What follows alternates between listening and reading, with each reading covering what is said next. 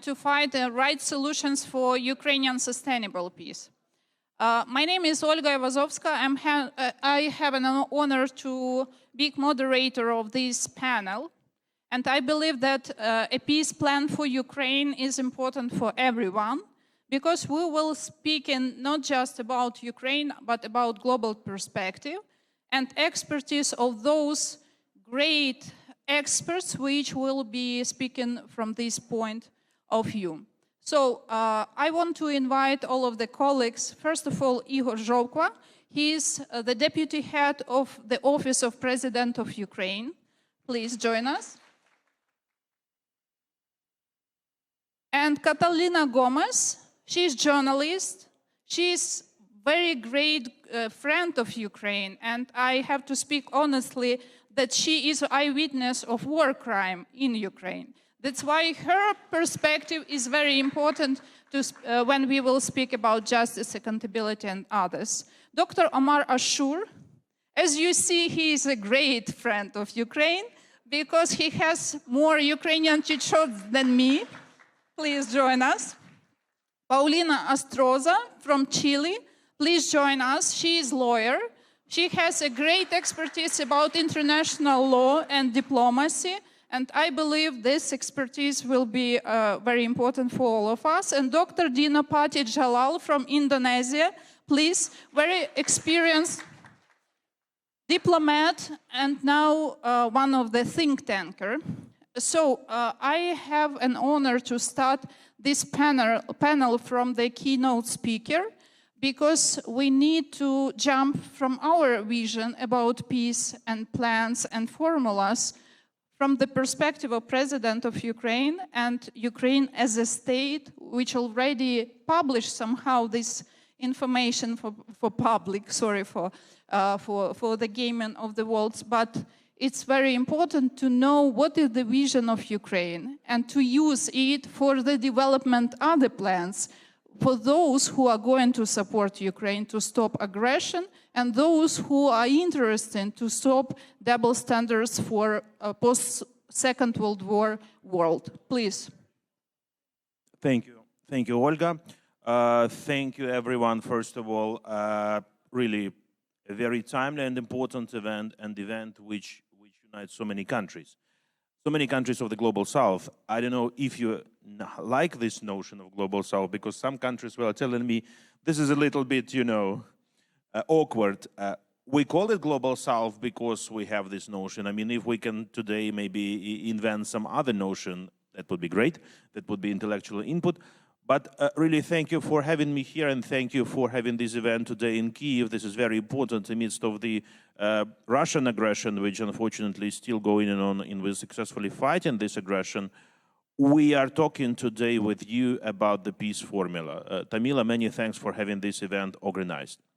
Let me start with reminding you that exactly a year ago, or almost a year ago, in November, during the G20 summit, my president announced this initiative of Ukraine in Indonesia, in Bali, during this summit. And by that time, I think the reaction of international community was, well, it's another initiative from Ukraine, who knows what will happen.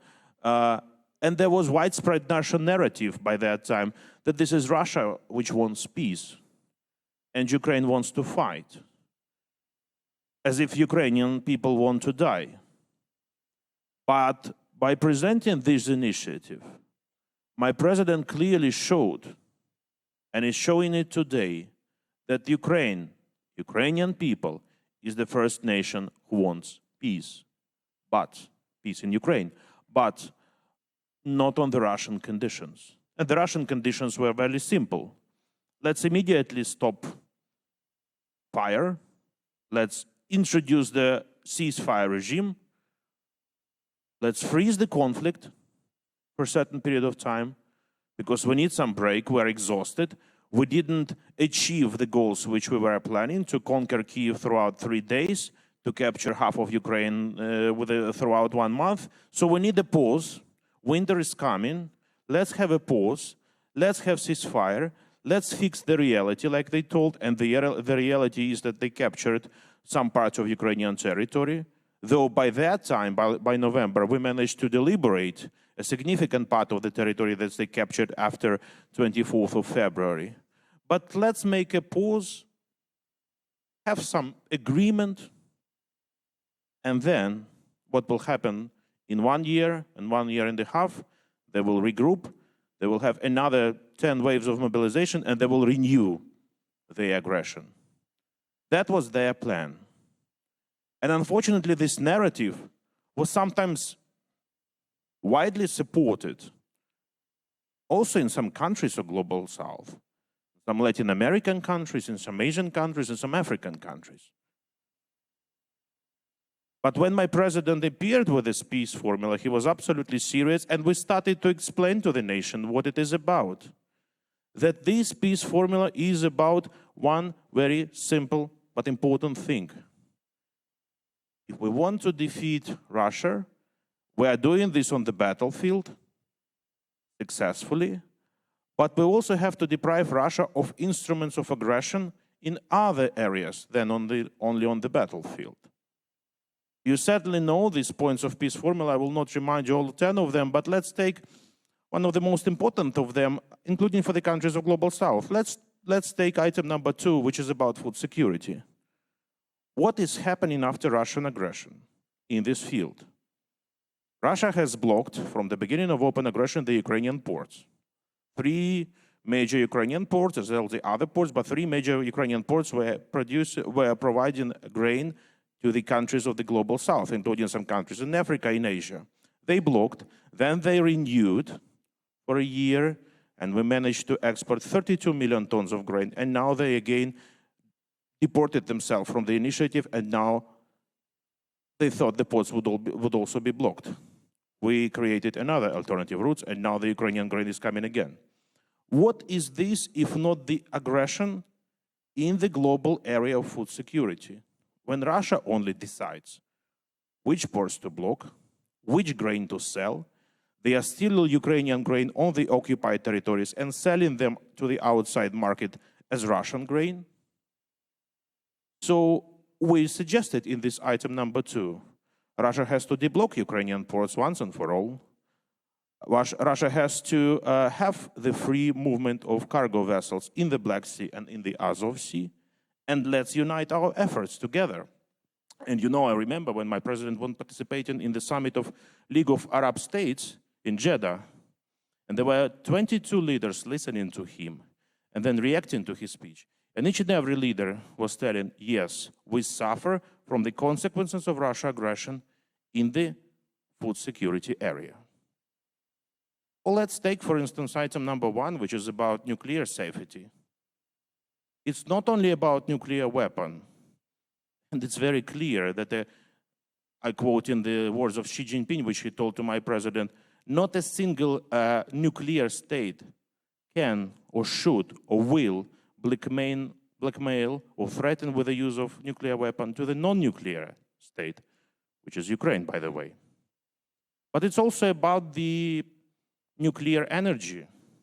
It's about blocking by Russia the biggest nuclear power plant in Europe, which is Zaporizhzhia nuclear power plant, and the 3rd largest in the world.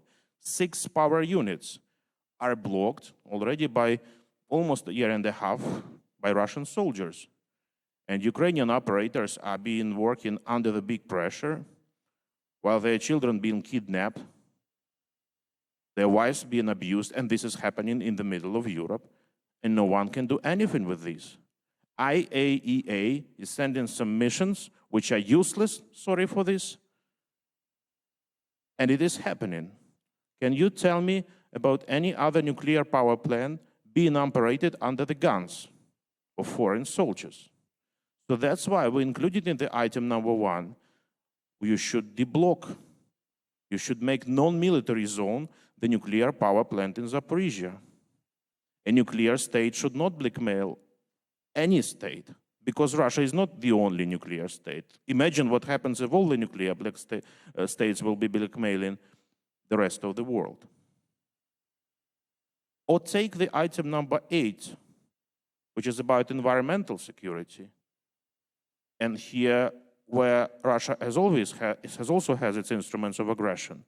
I'm not only talking about the heavily mined areas of Ukraine. Now, almost half of Ukraine is heavily mined, and we will need more than 30 years to demine the land, the river Dnipro, the Black Sea, and Black Sea is common for many states. It's not only Russia who borders the Black Sea. So I'm giving you the examples of the things which can be done collectively. And that's why for us was very important to attract to this peace formula, not only European and Euro-Atlantic states, and we managed to succeed it practically immediately, but the countries of Global South, the countries coming from Latin America, the countries coming from Africa, the countries coming from Asian region. And a year has passed, we managed to achieve the global unity around this peace formula. We are working in several dimensions in implementing this peace formula. Dimension number one is the level of ambassadors here, local ambassadors in Kyiv, who are getting together to the meetings headed by Chief of Staff of my president, Mr. Andriy Yermak, to discuss each and every point, to discuss what will be the action plan in each and every point, how this action plan, how this point should be implemented. And we now managed to make 9 meetings of. І тепер нам вдалося провести уже 8 засідань подібного роду, і під час крайньої із них, коли мова йшла про приведення до відповідальності, про настання справедливості, про міжнародний трибунал і замороження. I'm working for the restoration of Ukraine, a difficult point. Probably not all the countries of the Global South will agree to work on this point, but during this meeting, there was 76 ambassadors and representatives of the local embassy present. Some of them we are just listening, but some of them they're raising their hands and suggesting the ways how to do this. Because we should already think now about establishing the international tribunal to bring this ruling troika to justice. Not only President Putin, by the way, but also his foreign ministers and other guys who are responsible for for the crime of all crimes, for the crime of aggression. And about freezing of Russian assets, we should think already now.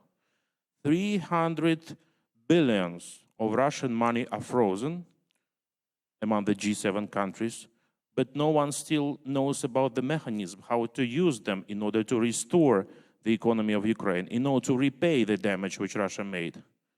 But several days ago, when my president was in Belgium, Belgium introduced a mechanism how to already start to use this money by using the taxes, taxating the proceeds of these frozen assets. So the world is moving in this regard. So this is level number one, ambassadorial meetings here in Kyiv. Level number two is the meeting of national security advisors of the leaders of the states.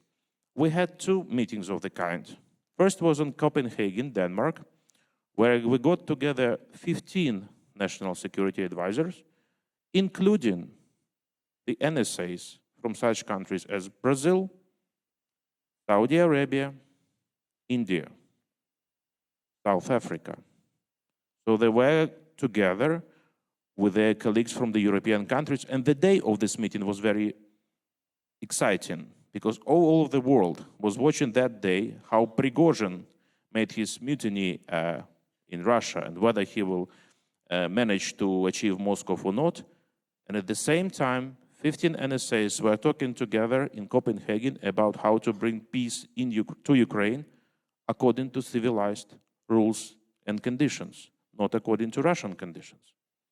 During the next NSA meeting in Jeddah, in Saudi Arabia, we already had 42 countries participating, again, on the level of the NSA. By that time, Saudi Arabia brought all the Gulf states. We had such Latin American countries as Argentina, Brasilia, and Chile. We had several Asian countries, and we had a representative of China. First time, the special plenipotentiary of President Xi Jinping was there, and he was talking, and he was giving the position of China. He was suggesting some ideas of China. You know, China has its thoughts about how to bring peace in Ukraine. We can discuss any thought. We can discuss any suggestion. But the idea is the only formula to bring peace should be of Ukrainian origin. taking into account the inputs from other states, but the war is going on the territory of Ukraine.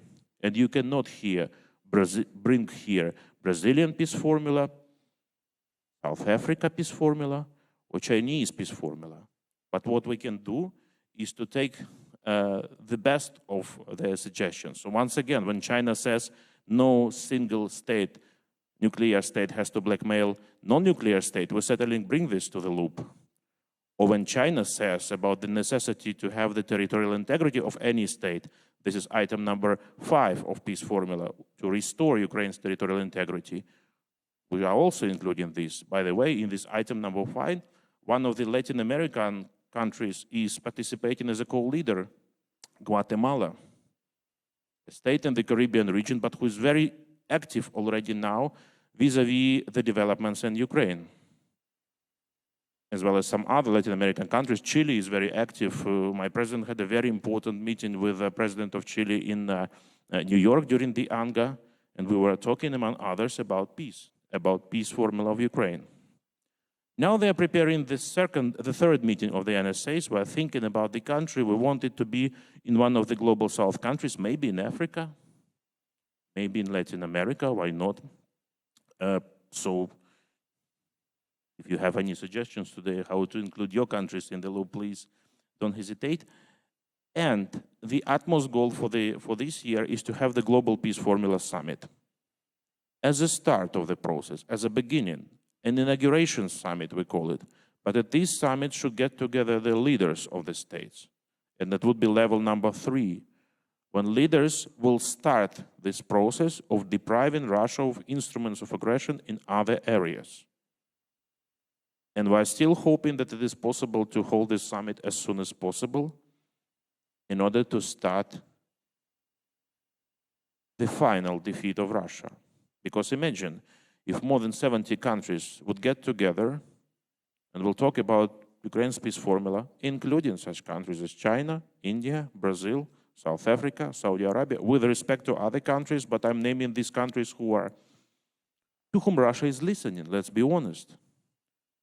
They are trying to enlarge BRICS, they are trying to make some geopolitical moves, but I think the world is moving closer and closer to understanding that this country has just made an uncivilized step.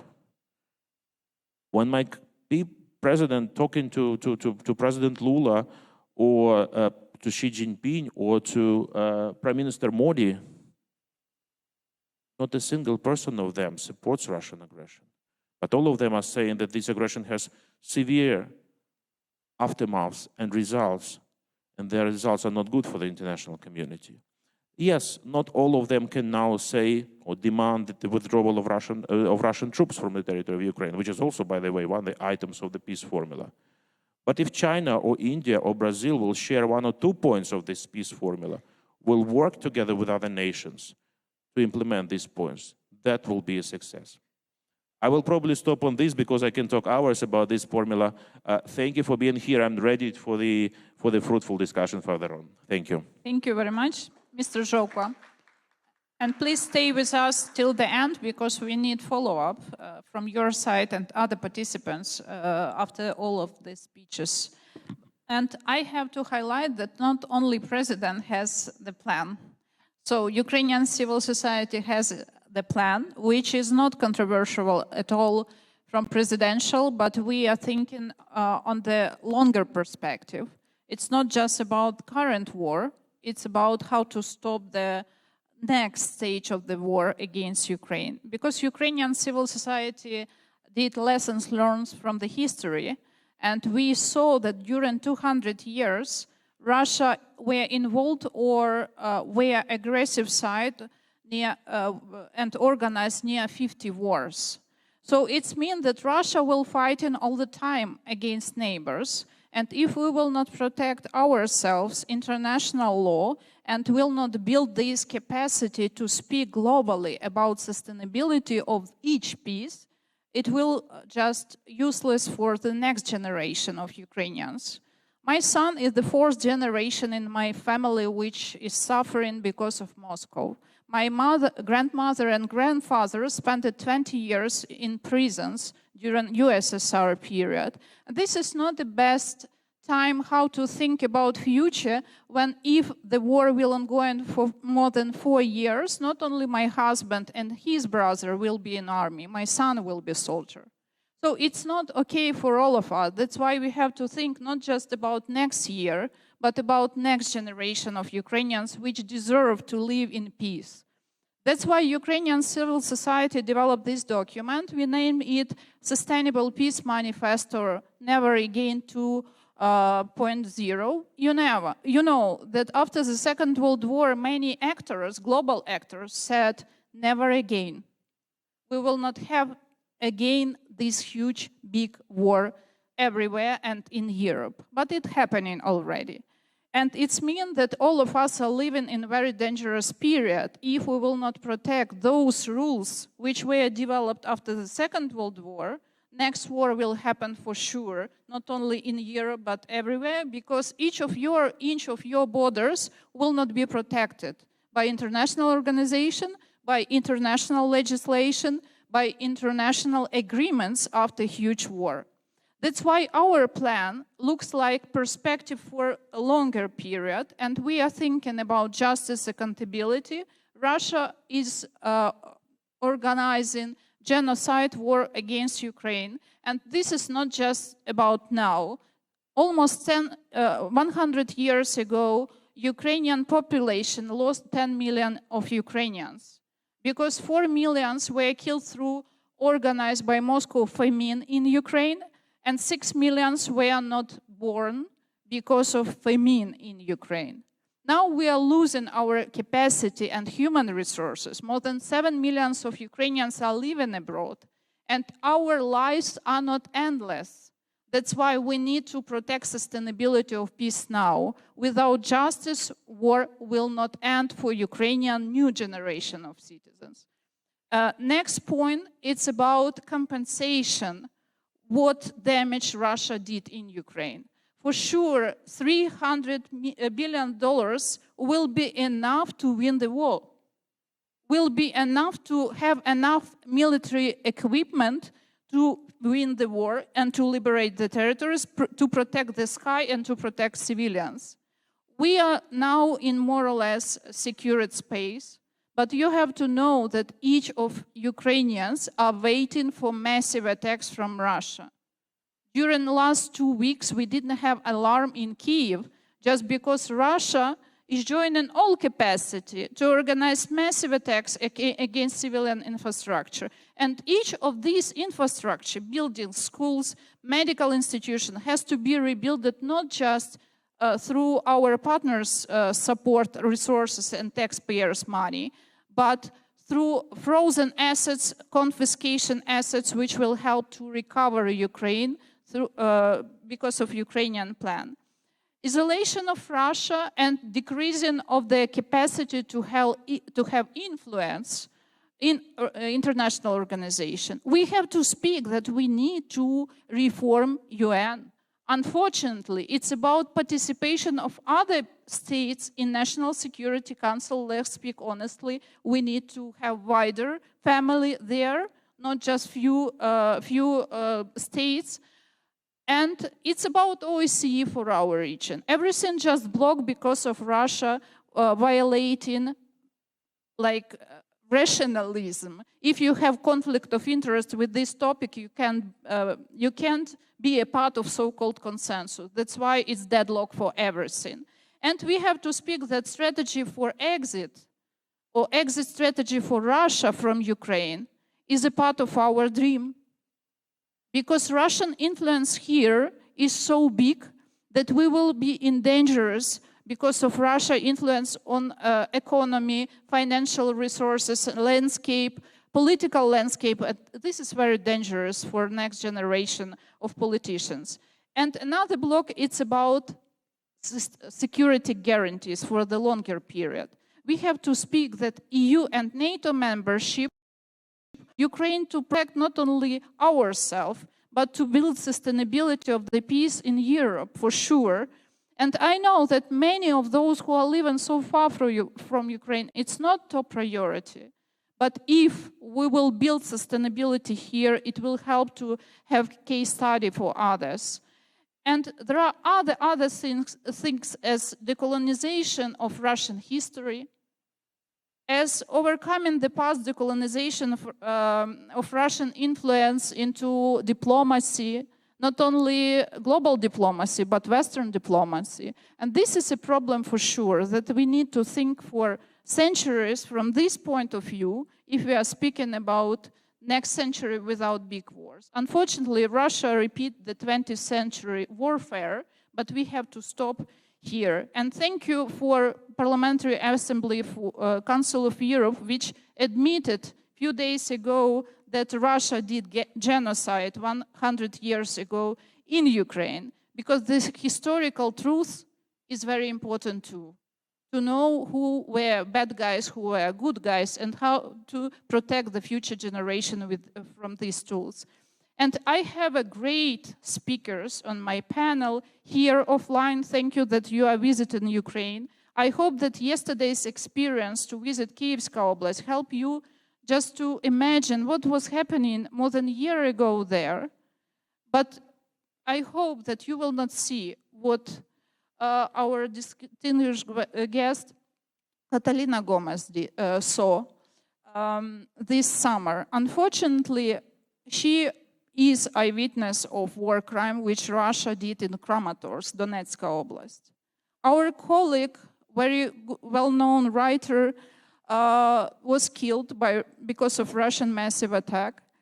And Catalina, as a representative of journalism, which providing and spread truth through the world about crisis, about wars, about aggression, and I'm speaking about different topics like Afghanistan, Iraq, Syria, and so on and so forth. She is speaking about truth for French audience, Spanish-speaking audience, but after the 24th of February last year, she was visiting not once Ukraine. And unfortunately, she has to spread the story which happened with her in Kramatorsk. But my question is very general for you. First of all, how journalism can help us to spread the truth? And the second one, how to help Ukraine to share the truth for those audience which are not so much aware about history of Ukraine or about history of relationship of Ukraine with Russia.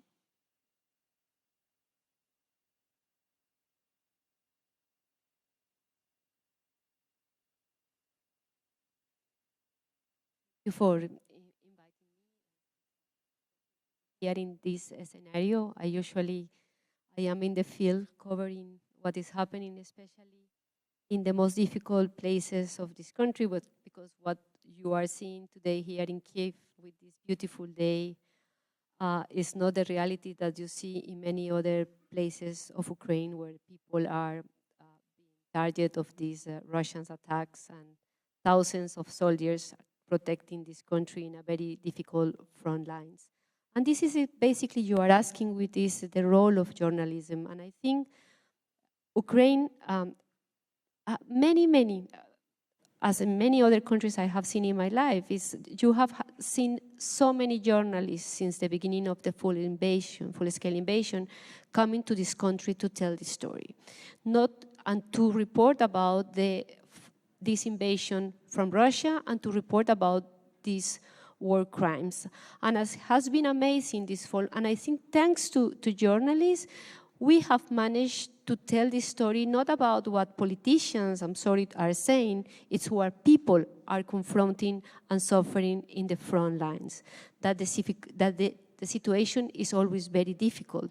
Not just we are confronting the soldiers, but the civilians who are living in these areas and civilians that are victims of these war crimes, as you saw yesterday when you visit Bucha Irpin. But we have seen that if you go to Kherson these days, you could see even if the city was liberated and retaken almost 1 year ago, you have to see the conditions where these people live under attack all the time. Then what is the job of journalism? the journalists, our job is to go to these places and to talk to people, to understand really which is the real face of these aggressions, call it Russian aggressions or other kind of aggressions in other countries. And I really feel honored to be able to be witness of the, not just the bravery, as we have said before, about the Ukrainians defending the country, but something that we journalists has been really talking about during these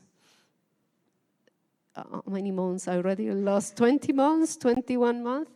It's about the solidarity and the unity of the Ukrainian society. That for me, it's something that we, the world, have to learn from them.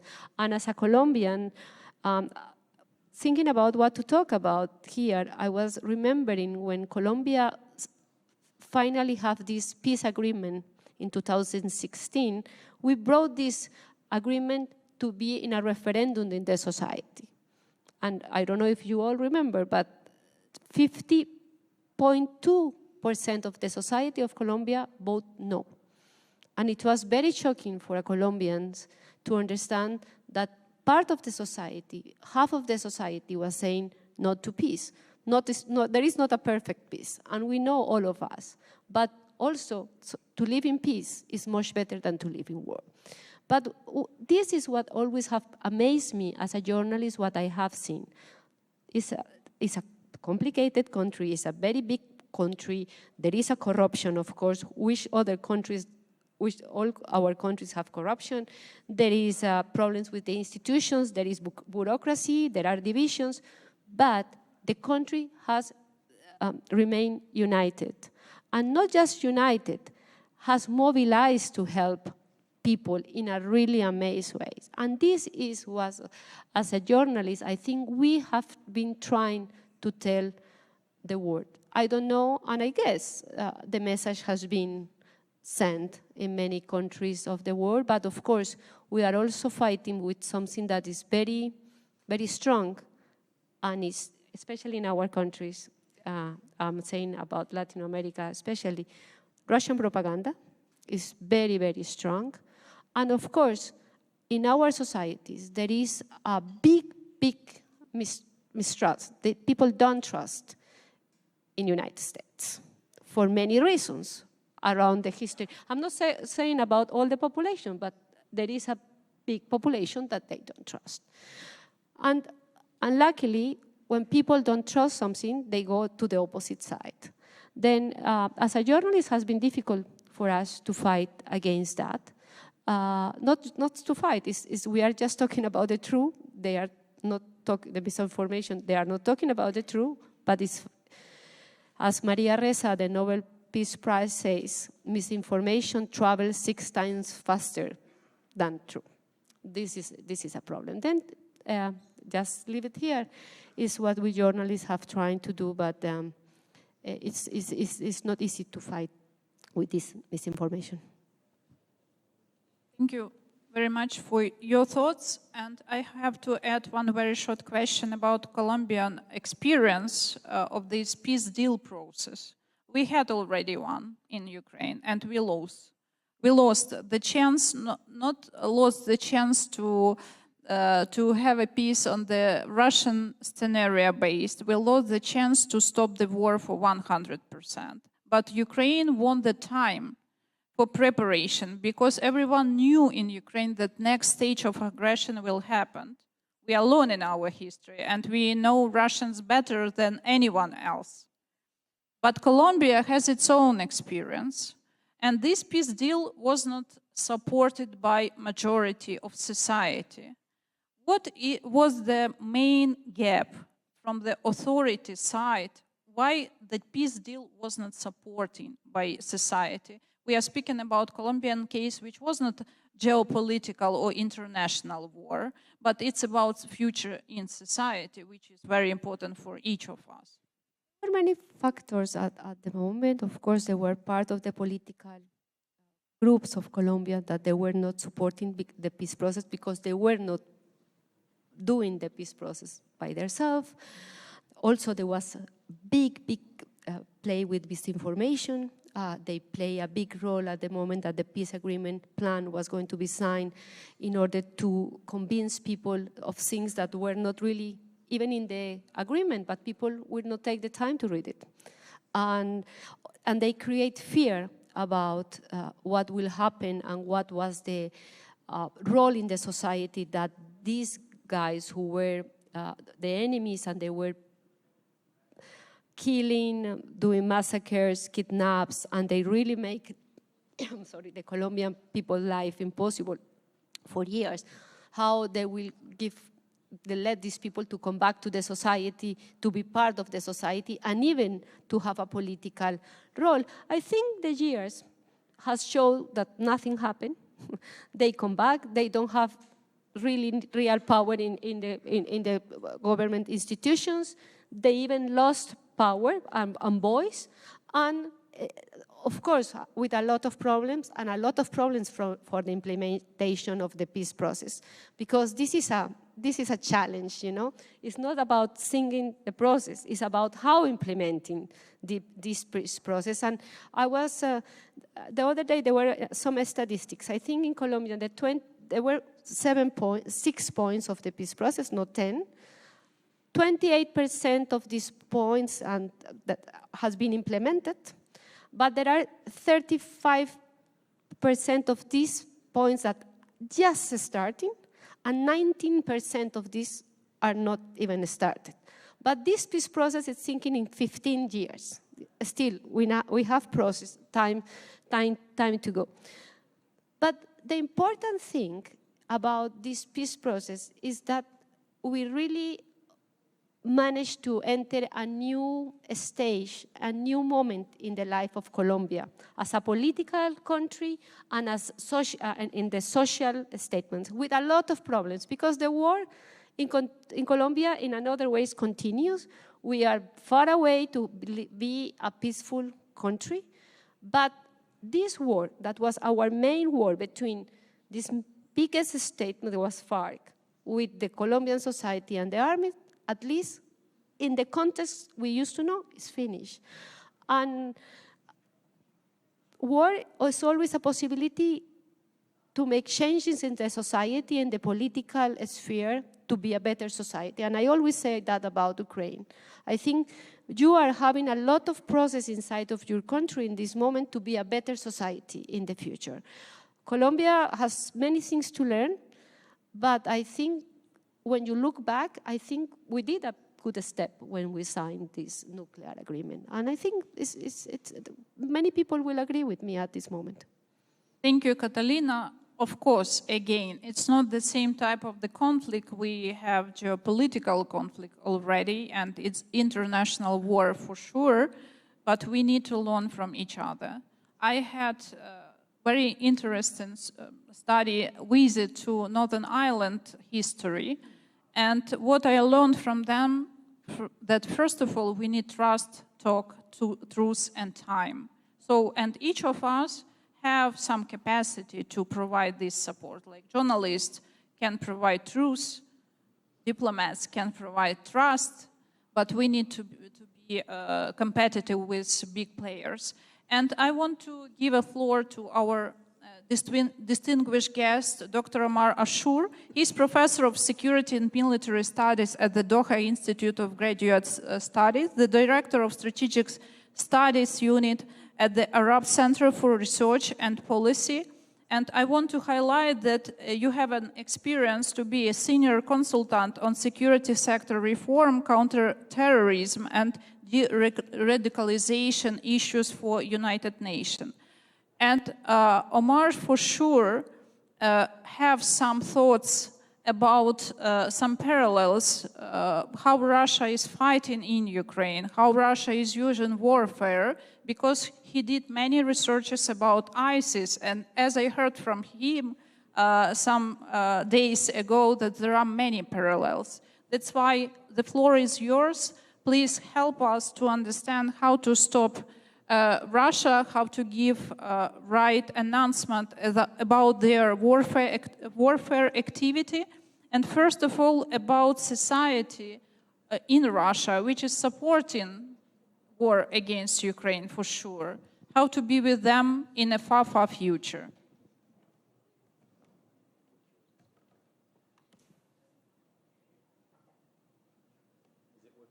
No. Yes, excellent. First, thank you so much, Olha, and thank you for the kind invitation. It's a real pleasure and honor to be here in Kyiv. And I have to stress one thing, that Russia has already strategically lost this war. And one of the evidences is this conference. We're here, we're talking about the liberation of Crimea. I already got invitations in Simferopol, in Sevastopol, in Yalta, so I'm looking forward to that. And I'm holding everybody who promised me dinners there. So that's the first thing. The entire force that attacked Ukraine on the 24th of February 2022 is decimated. We're talking about somewhere between 200,000 to 300,000 casualties on the Russian side. So we're talking about the force between dead, injured, POWs, and just some people who just left the army and desisted. So this is one on the strategic level. The second on the operational and tactical, I will talk about that. But very briefly to answer Olha's question, the war here is going to be a long war. It's already a long war. Started 20th of February 2014, so it's already a long war. We're entering almost the period of 10 years. But any war in terms of victory has some conditions. And the conditions has to do, one, with will and intent. Ukraine has it in terms of the will and in terms of the intent. And I have been saying this in the 25th of February 2022 in the first interview I got about this war with the BBC. Some people were estimating that in 72 hours, some senior officials were estimating in 72 hours Kyiv will fall.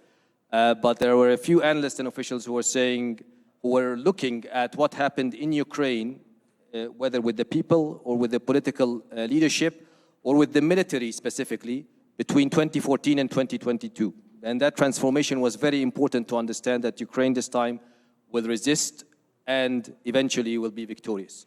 So you need the will and the intent, and this is there. I don't have to stress it more in terms of bravery, in terms of moral force, in terms of unit cohesion on the military level, but also on the societal resilience level. You need the capability and the capacity. The capability and the capacity has been amazing in many ways, in terms of you don't realize what you've done. You know, as military experts from outside, we kind of realize what you've done. And it's sort of a miracle to generate more than 12 brigades out of mobilized civilians while war fighting a very strong enemy. You're not fighting the armies like in the Middle East, the Syrian army or the Egyptian army. You're fighting the Russian army, a nuclear power with the second, allegedly the second, between quotations, strongest army in the world before the war. And now you made it the second strongest army in Ukraine after the war. So a major capacity in terms of generating force, generating new brigades out of mobilized civilians, and making these civilians, via training and equipping, conduct a very complex combined arms offensive maneuver against a very well-trenched enemy. And I was speaking with some of the soldiers yesterday from the 47th Brigade and from other brigades, and what they have done is miraculous by military terms. And continuing to do this, continuing getting proper capabilities, and that has to do with strengthening your friendships and your allies, whether in the West or in the so-called Global South, between quotations. Strengthening these will ensure the sustainability of such military capability, but also capacity. And capacity, as I support totally the peace plan of Ukraine civil society and the government, because in terms of capacity, you need the two N words, NATO and nukes. So joining NATO will ensure a security guarantee, because allies are defended, partners are supported, allies are defended, as we say. In terms of the nuclear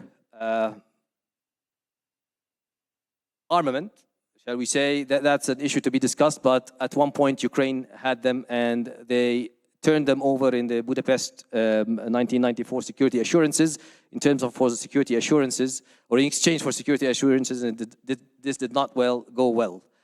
The third issue in terms of capacity and capability is the conventional capacity, and that has been quite building up. Ukraine probably will end up with being the largest army in Eastern Europe, if not in Europe, and one of the most experienced ones. So in that sense, NATO needs it as well as Ukraine needs NATO, but NATO probably needs it a lot as well. The third issue that I need to say that has to do with the Russian internal. So we know that sometimes wars, as opposed to what people say, not usually ends in talks. We have statistics that shows the last 63 interstate war between 1946 and 2005, only 16% ended with peace agreements. And out of these 16%, about 1/3 have collapsed. So you sign the peace agreement and collapse. You have experience with that in Minsk I and Minsk II. Ola was a witness to some of this, a first-hand witness. So not all wars end in peace agreements. Many wars end either in some form of a military victory, decisive military victory, or some sort of an unnegotiated armistice. You have the Korean War has been going like that since 1953. The Arab-Israeli War until 1979, it was an unnegotiated ceasefire that breaks out every now and then with a new war. And in that sense, you will need to sustain your defensive capacities on one end, but on the other end, that political will to stop the war can end up within Russia by what we call the 3 Ps. Part of the strategic communication / propaganda that affects the public opinion, that affects the politics. But that has to do as well a lot with the capabilities and the capacities to launch a new war. So these capabilities and capacities needs to be continued, undermined on the battlefield. So the battlefield will have the first say. On the issue of how ISIS fights. So I was looking at, I authored a book called How ISIS Fights, basically, and then I authored an article that will turn into a study on how Putin's army fights like ISIS in Ukraine between 2014 and 2022. And the similarities are quite staggering, because I was looking at how ISIS, to put it in a very micro sense, how ISIS controlled Raqqa city in Syria in 2013, and how Putin did that Putin's army did that in Crimea. So you see the parallels are quite staggering. A series of infiltrations of the senior ranks, a series of false front organizations that pretend to be civilian, but they're not really civilians. They're intelligence fronts and militias. A series of assassinations and kidnappings that happened. And then securing all that after destabilizing the society, and a series of propaganda and psychological warfare. And after destabilizing the society enough, you move the troops, you move the muscles just to secure the victory, between quotations. Not to attain the victory, so the largest air assault and amphibious in the history of Europe before 2022, that happened in Crimea in 2014, post-World War II, of course. That largest amphibious and airborne assault did not happen except to secure the victory, not to attain it, really. So this is pretty much how ISIS fights. You destabilize, and then you send they don't have amphibious ops or airborne. They have, technicals and trucks, so they send their technicals and the trucks to secure the victory with the numbers and the muscles. But also, it gets more than that. The IAD operations that were happening, we forgot, or people tend to forget, that between 2014 and 2015, the Russian-led forces in the Donbass used more than 600 times improvised explosive devices in terms of vehicle-borne ones, so car bombs, in terms of remote-controlled ones, so RISIDs. And this is also, later on in 2022, used these IEDs to cover the retrograds, so left over 18,000 of them in Kyiv Oblast, according to the Ukrainian government. Many of this was to cover their retreats, the retrogrades, and they left them in places where had no military value whatsoever, including children parks and people's homes, ovens and kitchens and so on. A very ISIS way to fight as well. Add to that the abuse of religion. Rather than using religion to be a force for peace or a force for stability and humanity, so supporting human actions or humanitarian actions, Russia used it in a way to bless the weapons. So you have the head of the Russian Orthodox Church blessing the head of the Rosgvardia, giving him icons, religious icons to bless the assault on Ukraine. But also using this also in areas such as the Russian installed authorities in Chechnya, also using religious narrative to mobilize against Ukraine. So abusing religion for mobilization, for retention, for rotation, also a very ISIS way to fight. Add to that finally the weaponization of sexual assault and of rape, and all of what I mentioned before are crimes against humanity and war crimes that should be conducted, whether it's done by a non-state or, in this case, a state actor.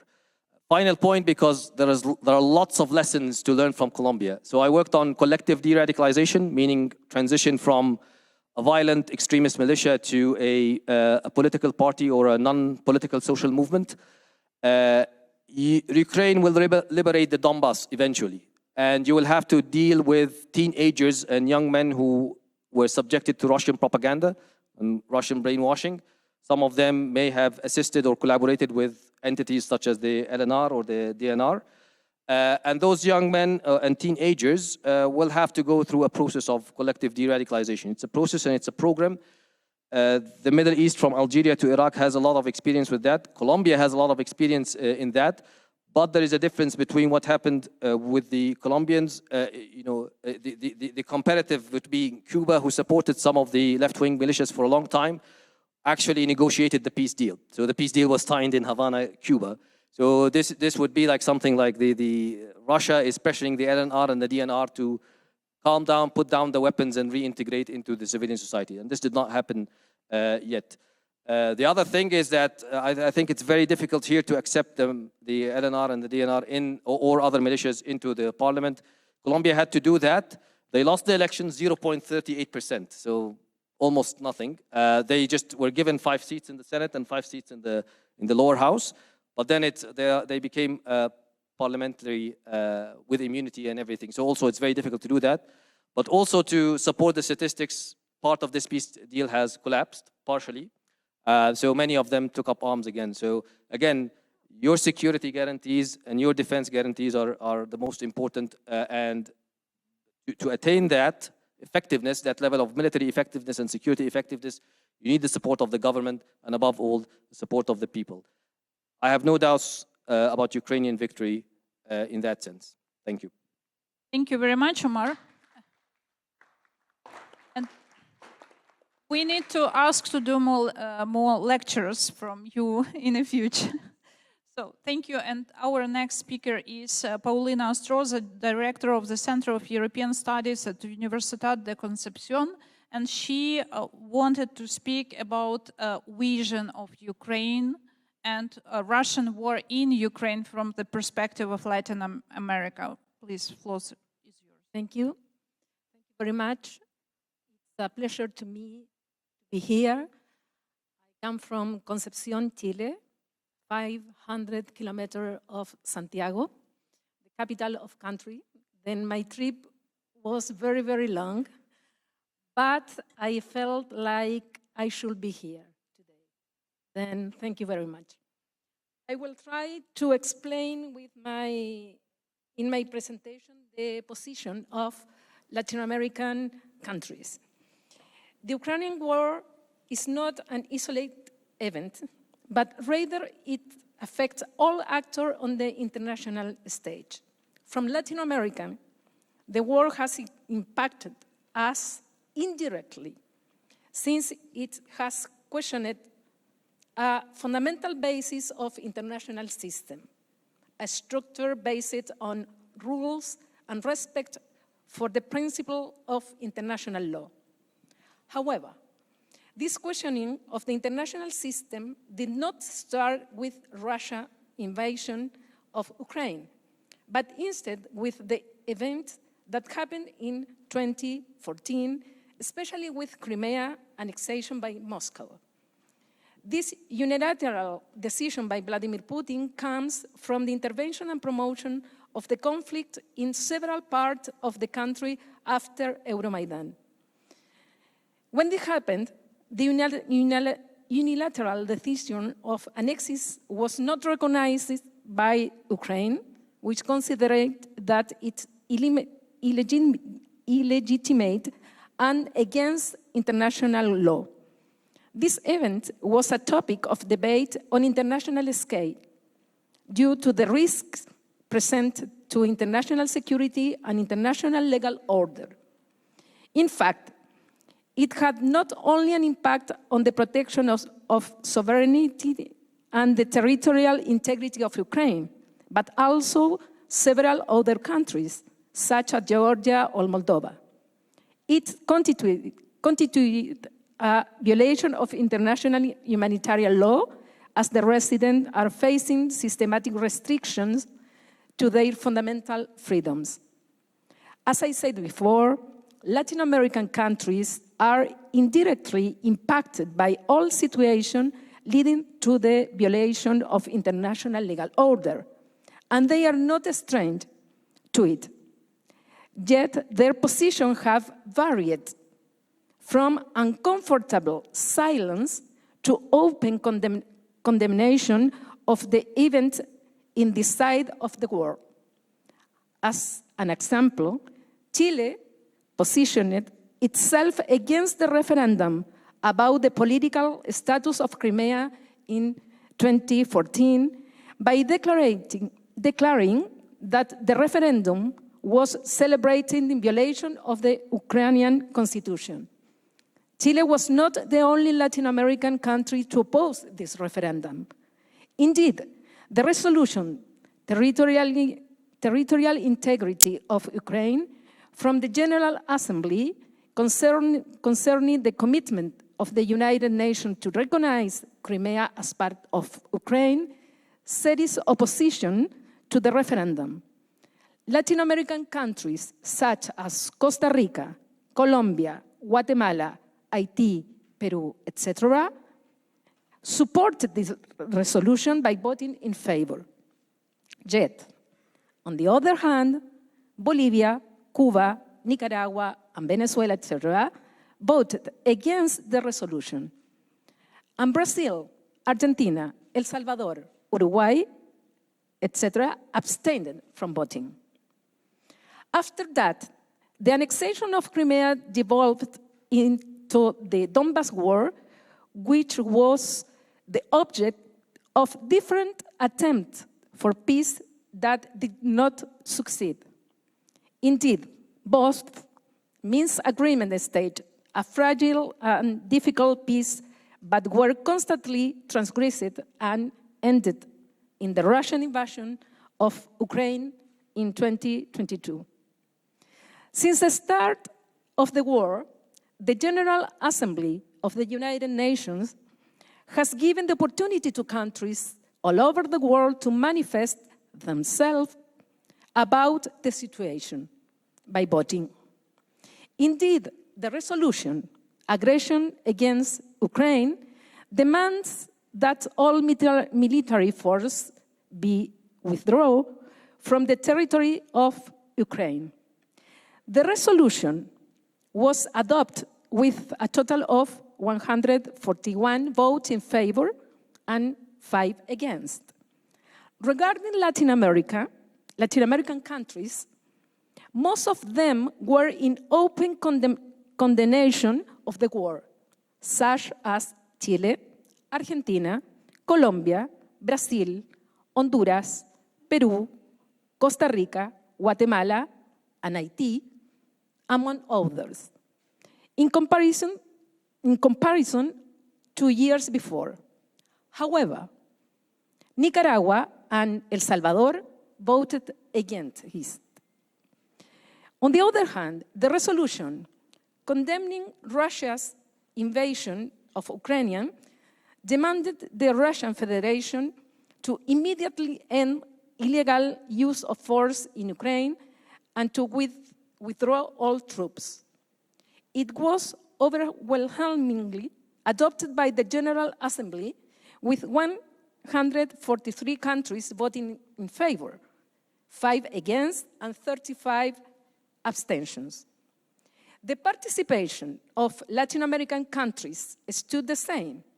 Most of them, such as Chile, Argentina, Colombia, Mexico, Peru, etc., voted in favor, while Nicaragua voted against the resolution, explained by the historical ties between Managua and Moscow.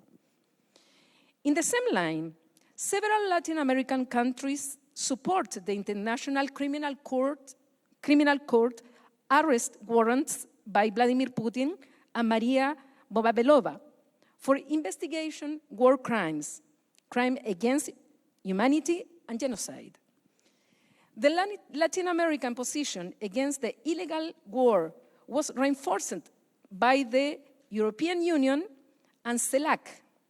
CELAC, it's a Latin American and Caribbean states community that was celebrate in July 2023. Indeed, one of the thematics developed in this bi-regional association was peace and war security. The association, European Union, CELAC, wants to promote stability and peace in the world according to the international law principles such as equal sovereignty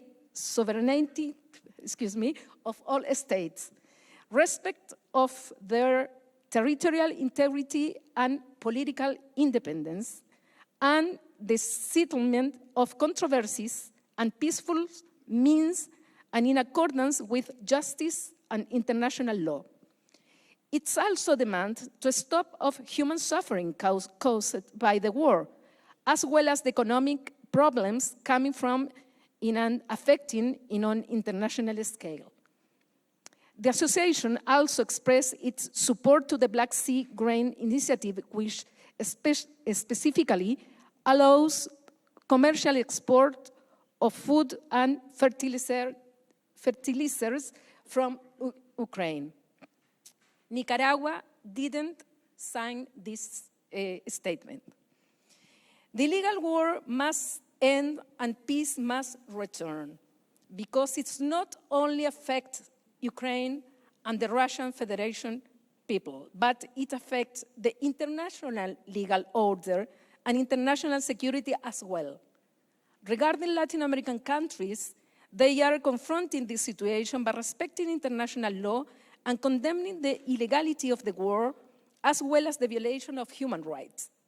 As such, peace must be established, but not at any cost. It must be sustained by respect to international law, respect to human rights, justice to victims, and to advancement of international governance to prevent these conflicts.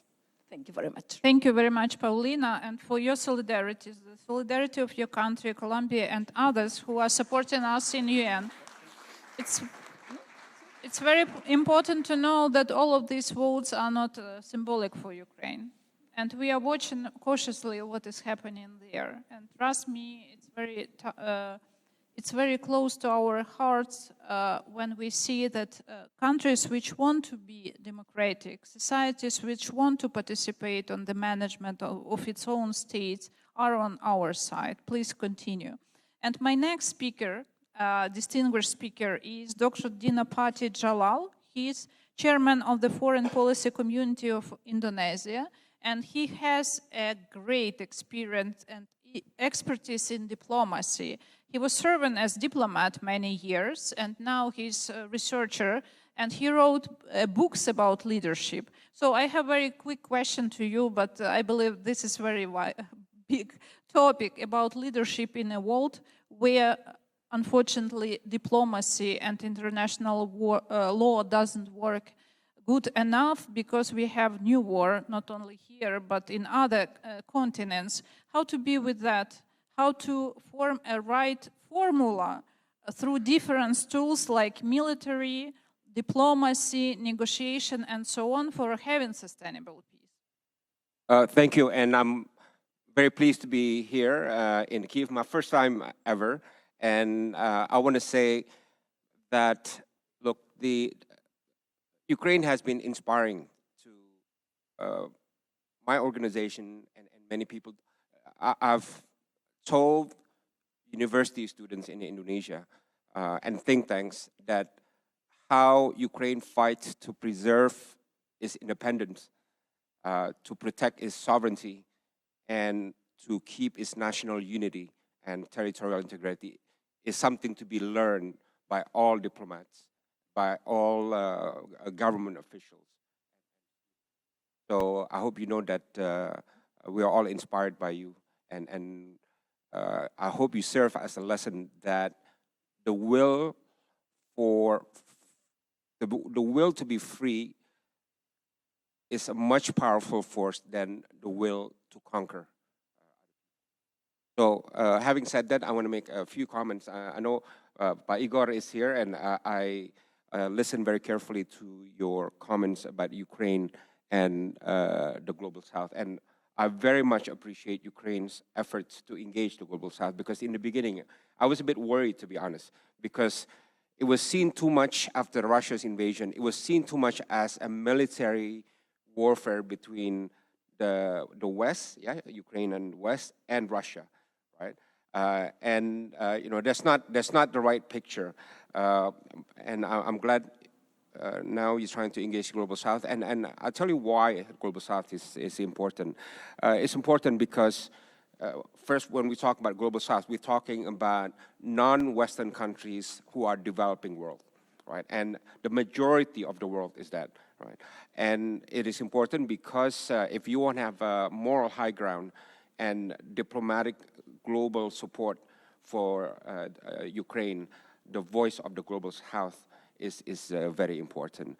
And also, many countries in Global South do have conflicts, right? That are similar to what you have in Ukraine. So many of them would see the war in Ukraine from the prism of conflicts that they are experiencing in the Global South. And also, in the Global South, there are many powerhouses now, regional powers, that are not like 20 or 30 years ago.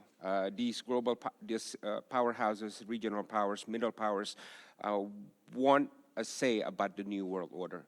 They don't want to be told about what the new world order is. They want to have a say, a seat on the table, and a voice about it, right? So this is why I commend Ukraine's efforts to engage the Global South. And as much as Ukraine says, look, please support us, I think the message from the Global South is, no, welcome to the club, right? What you're experiencing is happening in many places in the Global South. And I think a good message for you to send to the Global South, I know your message to the Western world is one thing, but the message to the Global South should be slightly different, right? Because in the Global South, there's a great deal of anti-Western sentiments, right? The reality is that, right? Every time I talk to somebody Global South, the answer is about, look, the US invaded Iraq also, and blah, blah, blah, blah, blah, blah, right? So I think the three key messages that you should convey to Global South is, look, we get that. You know, we get Iraq, we get this, we get, you know, all these conflicts around the world. But one thing, Ukraine never harmed any country in the world, right? Ukraine never colonized any country in the world. Ukraine never intervened in any country in the world. And Ukraine is not a security threat to any country in the world. So that needs to be said, yeah? Second message is, look, Ukraine just wants to be Ukraine. We don't want to be Russia. We just want to be what we are, what our identity to be preserved, right? To be protected. Ukraine just wants to be Ukraine, because this is what many countries in the Global South are saying, because they're facing a lot of interventions from many countries. And the third message is, look, the record says that Ukraine is a friend of the Global South. Look at our grain for grain from Ukraine. Yeah, all our measures. We are selling food and seeds to you and fertilizers that help your people, your economy at the grassroots, right? So I think those three messages would be important to reinforce, right? Now, you've done very well at the UN, won votes. Indonesia also is one of the countries that supported the resolution. As a reality check, if this becomes a war of attrition, keep in mind that you got to fight to keep that vote in the UN, because you know how diplomacy is done, and in the UN there's a lot of trade of favors and so on. There is always a possibility that the votes will be reduced if you don't fight for those votes in the UN. To be real about this, the biggest issue now in the Global South is Israel-Hamas war in Gaza, right? To be absolutely real about this, right? And there is the prospect that much attention in the Global South will be absorbed by that more than the war in Ukraine, right? I have to calculate that. Now, I've read your official position on the Gaza. I appreciate that, yeah. But I think one dimension you need to add is to express concern about the civilian casualties in Gaza. Yeah, that has to be expressed very clearly, in addition to the points that have been made by your government, because that reinforced the point that, look, humanity, a fellow human in Ukraine is the same worth as a fellow human in Gaza, right? So I think that needs to be said. Another point is China. I really appreciate what Igor says, right? The reality is this: there's no country in the world that Russia listens to than China, right? That's just the reality. And the perception that Russia owns China because of this no-limit partnership is wrong, right? I mean, I've been to China, and they said, look, we got our own interests, right?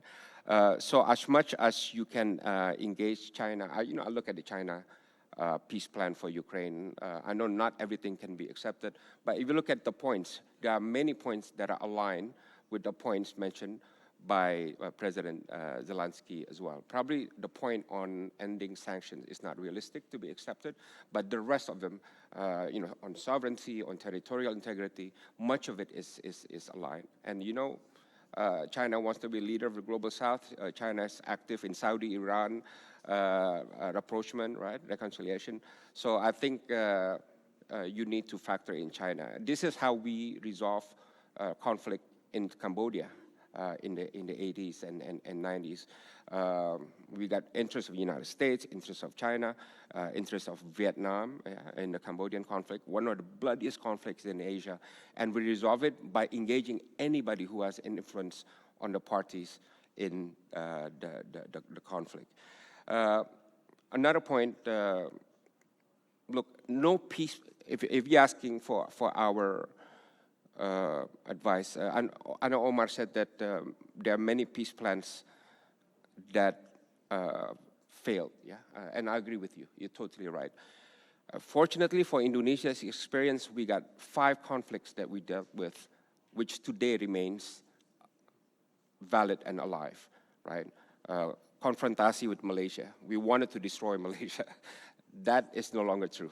We have full friendship with Malaysia. We have confrontasi with Singapore. We wanted to, I don't know if destroy. We have a strong conflict with Singapore. That has ended. Aceh, we have an internal conflict in Aceh, separatist movement. That has ended with a permanent peace agreement. Cambodia, as I told you, we resolved that conflict along with France as mediator. In East Timor broke away from Indonesia. Very bad breakup, but in the end, we are the best of friends, right? So we had a record of 5 conflicts that we resolved peacefully.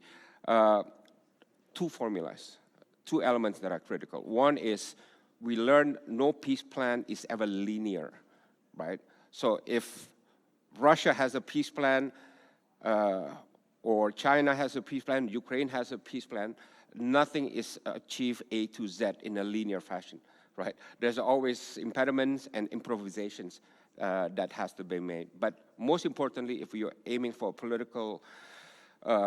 political solution, the other side has to agree. So if Russia has a proposal, Ukraine obviously has to agree. It cannot be done without Ukraine's approval, and vice versa. So the question is this. I know you have many countries helping your peace plan, but who is your honest broker when it comes to Russia, right? When we dealt with East Timor, the honest broker was the UN Secretary General, right? When we dealt with Aceh, the honest broker was CMI, a group from Finland. And when we dealt with Cambodia, we were the honest broker, right? And so on and so on. So who is the honest broker when it comes to your impending political solution to reach a compromise with Russia? Because I say this because if I look at your peace plan and what Russia is willing to accept, it's so diametrically apart, right? On the question of territory and everything, right? But I'm sure there are some low-hanging fruits that can be achieved. I don't know what they are, but I think you should ask that question, who would be your honest broker? And that honest broker should be there from start to finish. That is the key, right? This is how we resolve the East Timor question, the Cambodian crisis, and so on. Longevity and sustainability is very much key. And the final point is this, look, I think this is going to be a long conflict, right? And there's always a risk of fatigue, right? Fatigue in Ukraine and desperation, and also fatigue in Russia, right? Every conflict has a turning point, has a saturation point, and that's what we experience. And I don't know when that will be for you. Yeah. I think for you to understand when is that turning point to be reached with a combination of political, military, economic, and diplomatic measures, I think that's when I hope the turning point and the bright light for peace in Ukraine and Russia's withdrawal from all your territories will be achieved. But definitely persistence, improvisation, and pragmatism is the key for you to reach that end. And how you will reach those points, I guess that's for you to judge and to achieve. You know, I'll stop there. Thank you very much. Okay, thank you very much for your thoughts, but I have to highlight that there is nothing in between to survive and to die. And this is about compromises with Russia now, unfortunately. That's why we don't have a choice, another choice, that continue to fight and to defend the territories and to liberate the people on that territories, because first of all, it's about people. And there is no any position from Russia which looks like readiness to have any compromises. As I mentioned before, we had 9 years of negotiation in Minsk, and it doesn't work very well because Russia didn't accept even position that Russia is a state which aggressed against Ukraine. Zero truth in between sides. So thank you for your thoughts, but we need to understand how to use other experience in our reality, especially in Russia, with Russia. And we have another speaker. Please, we started a little bit later. That's why we need to include African view into these discussions, because without Africa, it will be difficult to understand how to build this bigger alliance with those who support in Ukraine. And in Africa, there are many countries and societies which have solidarity with Ukraine. And our next speaker is Dr. Gregory John Barrington Mills. He is director of the Brenhurst Foundation, and he wants to share a few thoughts from his side. Please, thank you for your attention. Dr. Mills, sorry, we have many speakers here, but all of them are so great with their experience. Please, floor is yours. You in Kiev. I'm speaking to you from Cape Town in South Africa, a long way away. and wish that I was with you in Kiev. But regardless, my thoughts are with you. And I'm going to try and share my screen to present some slides to you. I'm aware that I have 2 minutes in which to present a whole batch of slides, so I'm going to be brief and pick up on some of the points in the slides, and you can happily share the presentation among yourselves. So let me do this.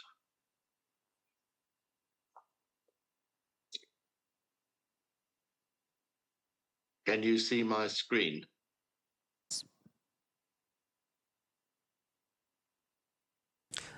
Yes, confirmed. See my screen? Confirmed. We can see your screen. No. Please try again because we saw your slides already.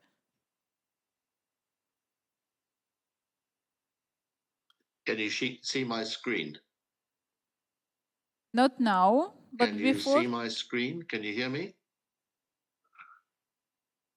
Sorry, we saw your slides already, but not Can now. you see my screen? Sorry, but I don't know what's happening. Dr. Mills doesn't. Hello, can you hear me? Yes, I hear you. Oh, great. We see your slides. Please start. Can you hear me? Yes. You can hear me. Okay, can you see my screen, Yes. which I'm sharing? Okay, right. Let me do that. Well, thank you very much. I'm going to try and advance this now. Yeah.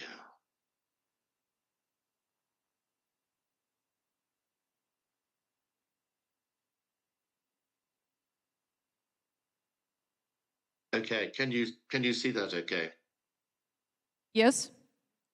All right.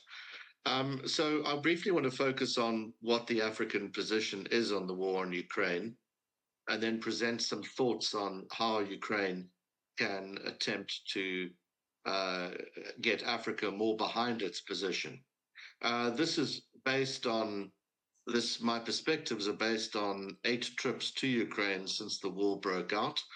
I have visited Odessa and Kherson and Kharkiv, and not the usual spots. So I have a fairly broad view of some of the aspects of the situation post the 24th of February last year. The first point I would make about African views is that they are many. The views since the 24th of February have focused on everything from this being a war which belies a Western double standard, a war of concern around democracy and international sovereignty and a rules-based international order. Some have preferred to stay out of it. Some have taken a so-called non-aligned position, which in fact has been more pro-Russian than it's been pro-Ukrainian. There's concerns about food and fertilizer.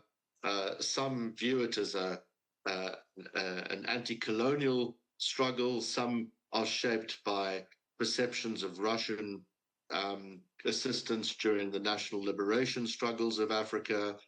Some hinge their support on perceptions of Western credibility. There are many influences on the African position as the sum total of all of this, and they are complex. But I'm going to try and disaggregate this as best as possible. And I think overall, the view is that there's more sympathy for Africa, for Russia in Africa than in other regions of the world. That has probably come down in terms of relative sympathy over the last 18 months, given the cost of the war. And I think the first, myth I would seek to dispel in this presentation is that African countries are pro-Russian. In fact, more African countries are pro-Ukrainian than pro-Russian. If you look at the regular voting on UN resolutions since the 27th of February last year, most African countries vote with Ukraine. Of course, there are changes over time, but that support base has remained more or less consistent. And this, I believe, is because Africa is more susceptible to food shocks than other regions. It's in part because most Africans favor democracy over any other system of international of internal governance. So more than 70% of Africans who are routinely polled favor democracy as their preferred system of governance, even though more than 90% of Africans live under various forms of authoritarianism. And in fact, it may be because most Africans live under forms of authoritarianism that they favor democratic forms of governance. And in fact, very early on in the conflict, preliminary research polls that were conducted showed that, yes, in some cases, Mali and in other countries of the Sahel, there was support for Russia. In countries like South Africa, which has been, I think, outspoken in its neutrality, if such an oxymoron is possible, there was a great deal of support for Ukraine. Since those early polls taken in March last year, at the Brenthurst Foundation, we have conducted polls in several African countries, most recently in November last year in South Africa, and we've done a subsequent poll now, which we're waiting for the results for, which showed that 75% of South Africans believed that Russia's invasion of Ukraine must be condemned. So in spite of the government taking a neutral position, which relates to ideological reasoning with Russia, relates to South Africa's position in the BRICS, and so on, most South Africans are in fact behind Ukraine. And even in the ruling party, the African National Congress, most of those surveyed are in fact behind Ukraine. And 80% of South Africans believe that we should support any country which has been invaded by its neighbor. This support base is also true in other places like Tanzania, where we have conducted polling about the same figures as South Africa, and even in Zimbabwe, which has got many internal difficulties of its own, and where Russia played a disproportionate role, or the Soviet Union, let me correct myself, played a disproportionate role in the liberation struggle, the support for Ukraine remains high. And very few Zimbabweans comparatively, just over a third, believe that the decision to abstain on voting in the UN in condemning Russia's position was the right decision. So the African position has really been that this is no political monolith. Most African countries have condemned the Russian invasion. Of course, there's a variety of different drivers. Wagner's a driver, particularly in the Sahel and in the Central African Republic and in Sudan. The supply of weapons by Moscow, the largest arms seller to Africa, is part of this. The very active diplomatic record of Moscow in Africa is part and parcel of this viewpoint, as indeed is the history of support to the national liberation struggles in Africa, which, in spite of it being delivered by the Soviet Union, and in large part, at least in South Africa, being delivered by military training camps in the Ukraine, that Russia is largely the inheritor of the goodwill that's been associated with this. It's also to do with the absence of Western credibility post-Afghanistan, the absence of perceptions of Western reliability towards its allies post-Afghanistan, and African overall frustrations around Western delivery, and the fact that Africa prefers to play both sides. And the fault lines in this, of course, are what I've already mentioned, is that while some African countries support Russia implicitly or explicitly, that there's a fault line in terms of what their overall populations prefer and where they would like to see African voting patterns and attitudes go in terms of the overall direction. So more Africans, as opposed to their governments, actually favor the Ukrainian position. Of course, this relates to the tendencies overall and the divisions in the geopolitical environment, where most of the world's population either abstains or wants to stay out of the struggle, but yet most of the economic, the countries representing the global economy, in fact, are on the side of Ukraine. I do think this is made more complex for Africa by what's happened post-COVID in terms of the collapse of several African economies and the tensions which emanate by a combination of that and the growing African demographic storm, where the population of Africa is going to double over the next decade.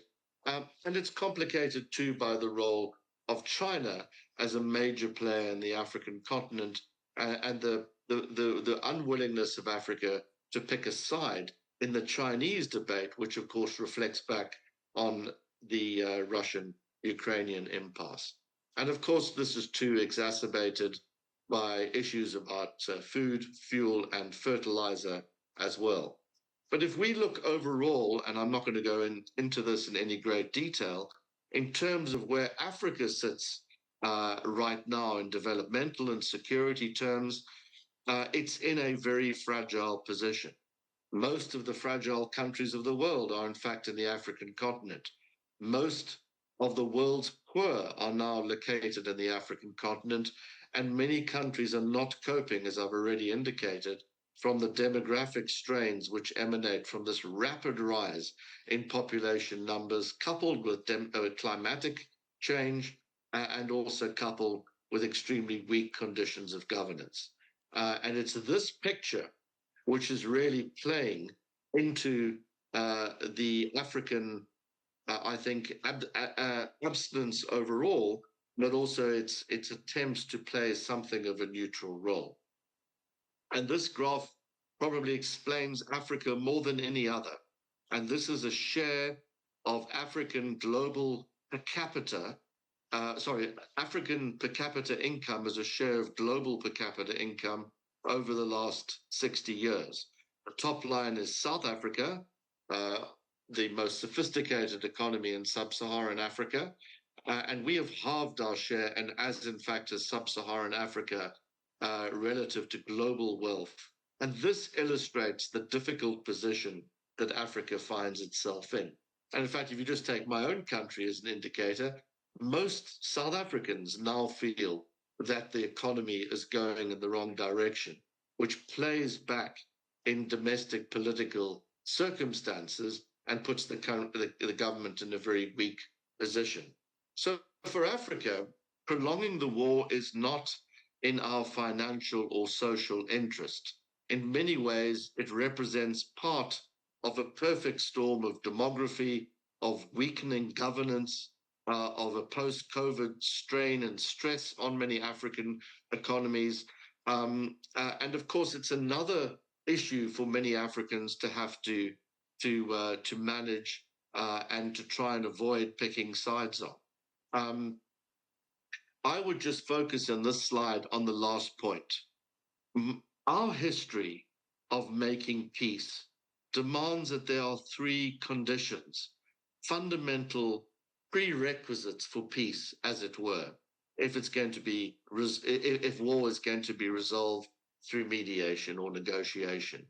The first of these is it demands that there's a consistent, uniform external pressure on all the parties to sue for peace. In other words, you have to have, particularly in the region, but also internationally, the international community forcing the parties to the negotiating table.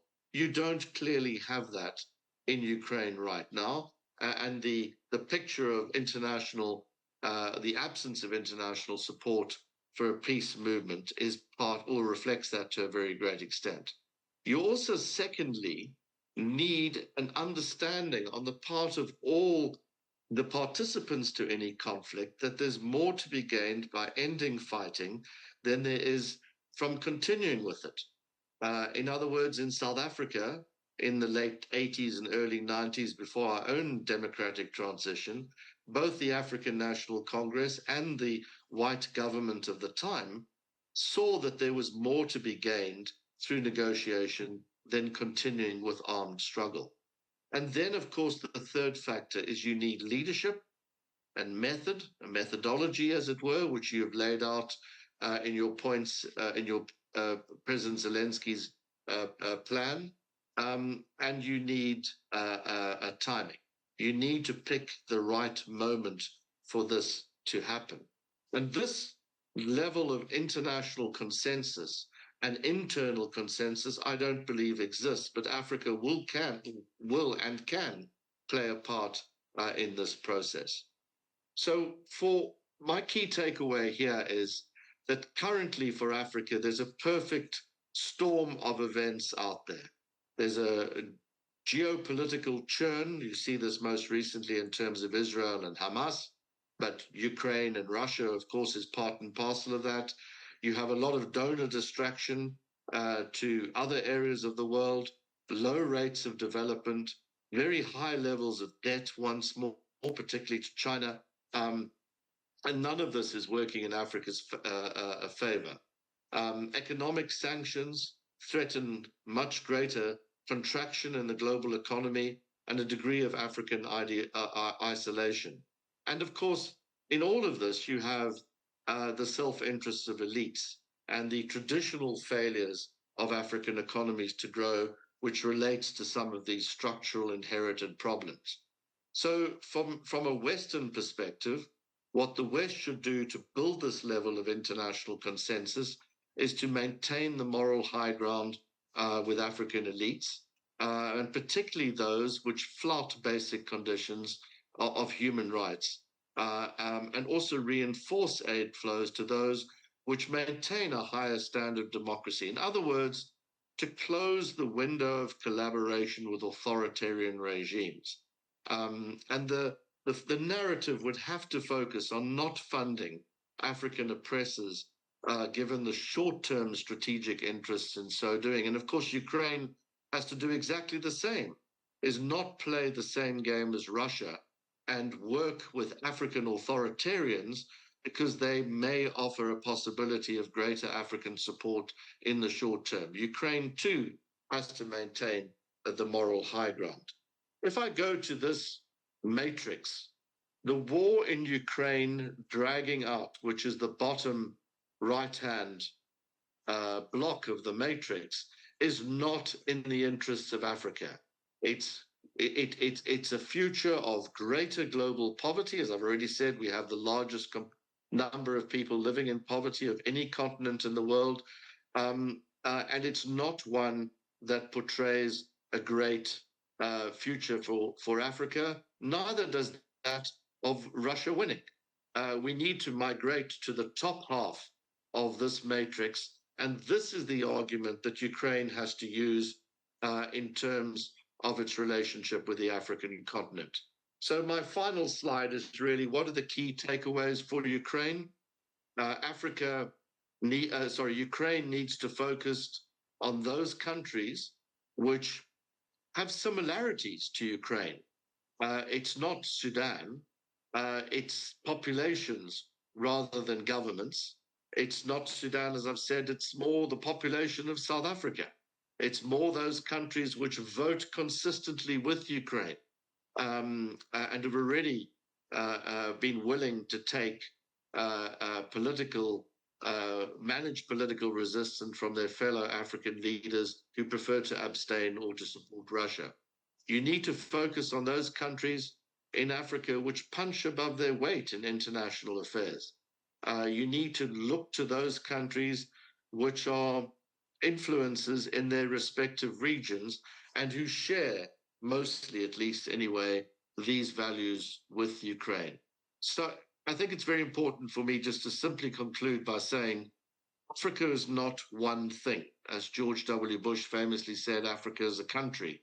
It's not one country. It's highly differentiated, and it needs to be disaggregated analytically in terms of understanding why the continent has taken the views that it has. And the important point, finally, I would make in this regard is that African governments largely do not reflect the will of their people. The will of their people is far more in alignment with the values exhibited by Ukraine in this conflict, values which uphold a rules-based order, values which are about democracy over authoritarianism, which has been the source of great cost to most African populations. Let me end there. Thank you. Thank you very much, Dr. Mills. And thank you for these positive takeaways. But I need to take a floor for 2 minutes just for follow-up thoughts after all of this presentation, which we are very valued for us, to Igor Zhokwa. Thank you, Olga. Let me briefly react. First of all, thank you all of you for having this view from Global South. Each and every country's position is really valuable for us. But let me react briefly on something what I've heard. Let me start from Dr. Jalal. Thank you for sharing these 3 points which we need to bring to the world. In fact, we are bringing them already.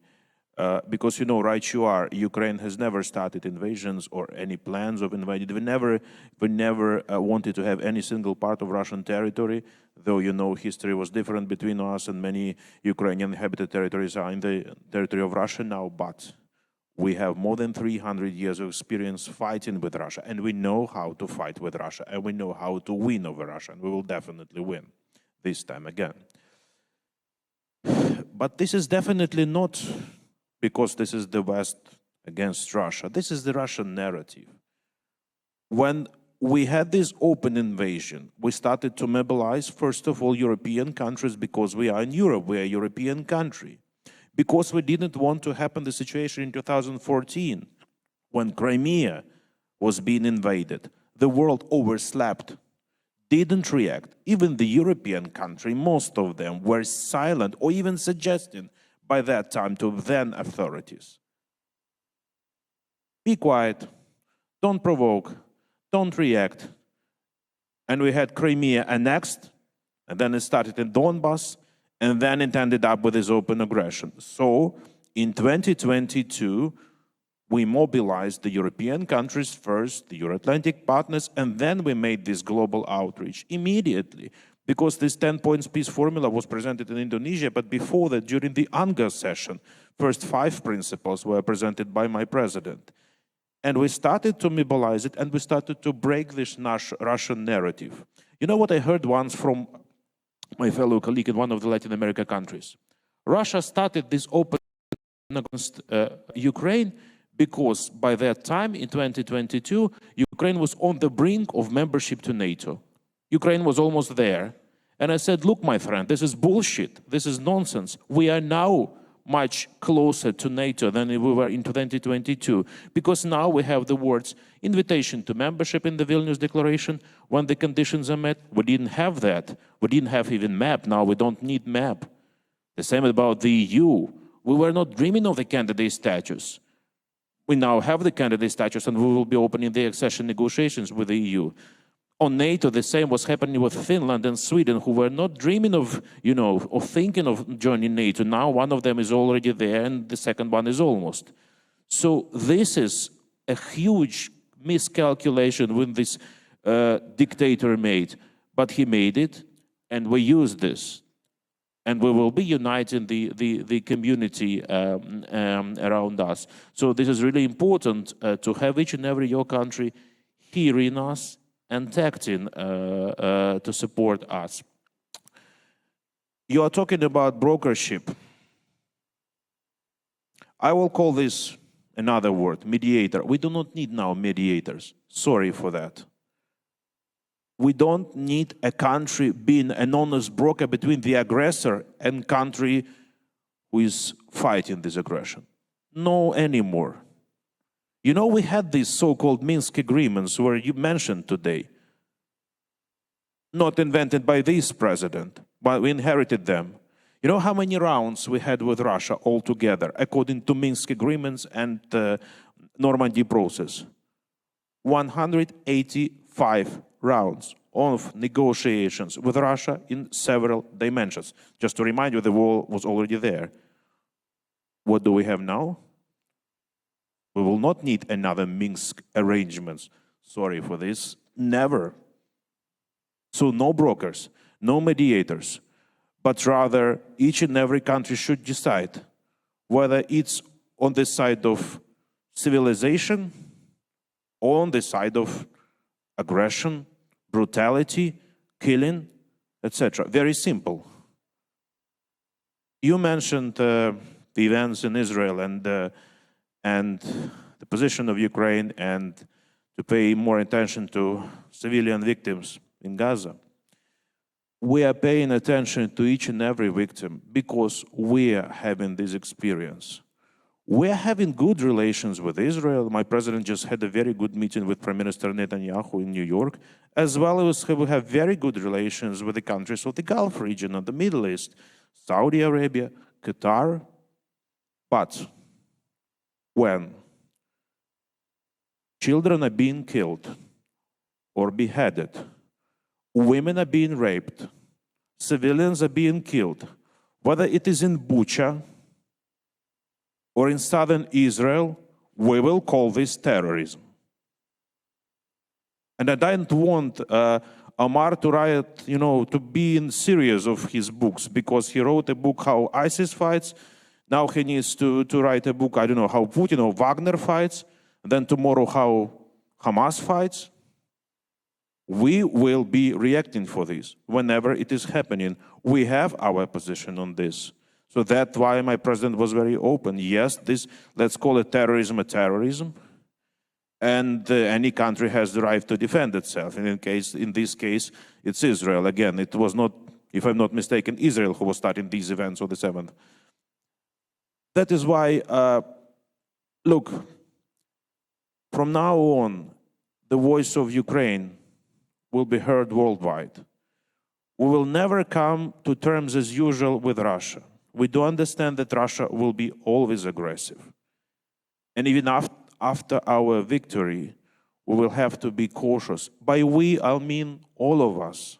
Not only our partners in Europe or Eastern Europe, because our immediate neighbors like Poland, like Slovakia, like Hungary, Hungary, it's probably a separate case because of the Prime Minister, but they do understand that had Ukraine not stopped its aggression, Russian aggression here in this country, in Kyiv, it would further spread to the neighboring countries and then who knows where.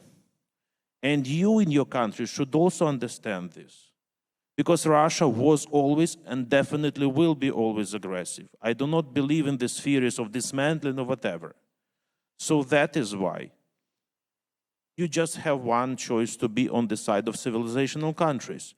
But if we are talking today about security in Europe or global security, we cannot forget about the position of Ukraine. You cannot take about security in any part of the world without taking into account the position of Ukraine. That is why we started with the peace formula. And once again, many thanks for all your countries which are supporting us in this peace formula. South Africa is a wonderful example how the position of country changes. I will just stop with the last example.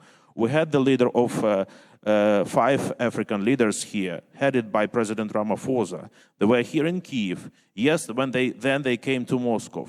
But then, during the St. Petersburg Economic Forum, President Ramaphosa was suggested by Putin, okay, we will give you 1 million tons of grain free of charge. Said, no, Putin, I don't need your gifts. I need to resume the Grain from Ukraine initiative, because this initiative feeds the people. Ukraine is a global player. Ukraine feels the responsibility of a global food supplier, and we need this working. This is the change of the position of one of the biggest leaders of the African continent, because he was here, he saw it in his own eyes, he was in Bucha, he talked to my president, he talked to people of Ukraine, and now he has absolutely responsible position. So we would like to have this responsible position in each and every country of the Global South. And only together, only combining our efforts, we will win against this aggressor. Thank you. Thank you, colleagues, all of you. Thank you for your attention. I know it wasn't easy. I have to do announcement that next session will happen here after the lunchtime, and my colleague from ICUV, Hanna Hopko, former head of the Committee of Verkhovna Rada Foreign Affairs Committee, will lead in the process, will moderate, hope in a tougher manner than me, but I believe that each of exchange of information from the speaker was very useful for all of us, because the plan will build in through discussions. Yes, nobody has ideal idea how to build the truth, trust, and talks, but we need to listen each other. And I believe this platform is one of the best for having it, but with a good food, it's better to exchange further development of ideas. So let's go to have lunch, and please back to this venue.